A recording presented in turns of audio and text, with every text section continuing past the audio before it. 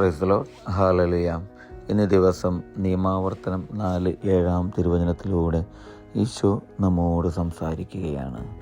നാം വിളിച്ചപേക്ഷിക്കുമ്പോഴൊക്കെ നമ്മുടെ ദൈവമായ കർത്താവ് നമുക്ക് സമീപസ്ഥനായിരിക്കുന്നത് പോലെ ദൈവം ഇത്ര അടുത്തുള്ള വേറെ ഏത് ശ്രേഷ്ഠ ജനതയാണുള്ളത്?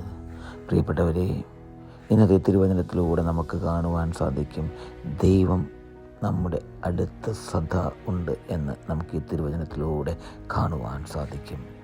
വചനം നമ്മോട് പറയുന്നു, നാം വിളിച്ചപേക്ഷിക്കുമ്പോഴൊക്കെ. പ്രിയപ്പെട്ടവരെ, ഞാനും നിങ്ങളും വേദനിക്കുമ്പോഴും ദുഃഖിക്കുമ്പോഴും എല്ലാം എപ്പോഴെല്ലാം ഞാനും നിങ്ങളും വിളിക്കുന്നു, ആ നിമിഷമൊക്കെ നമ്മുടെ അടുത്ത് വസിക്കുന്ന ദൈവം, നമ്മുടെ കൂടെ വസിക്കുന്ന ദൈവം. അതാണ് പ്രിയപ്പെട്ടവരെ ഈ തിരുവചനത്തിലൂടെ നമുക്ക് കാണുവാൻ സാധിക്കുന്നത്.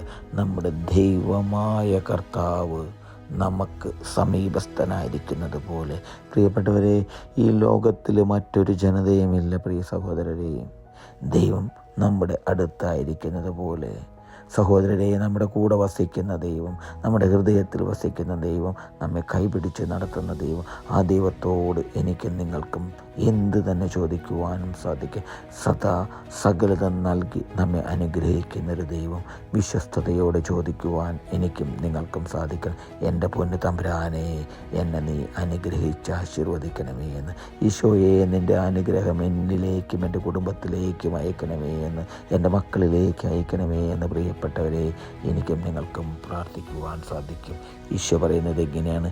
ദൈവം ഇത്ര അടുത്തുള്ള വേറെ ഏത് ശ്രേഷ്ഠ ജനതയാണുള്ളതെന്ന്. അതേ സഹോദരരെ, നമ്മുടെ കൂടെ വസിക്കുന്ന ദൈവം, നമ്മുടെ ഉള്ളിൽ വസിക്കുന്ന ദൈവം.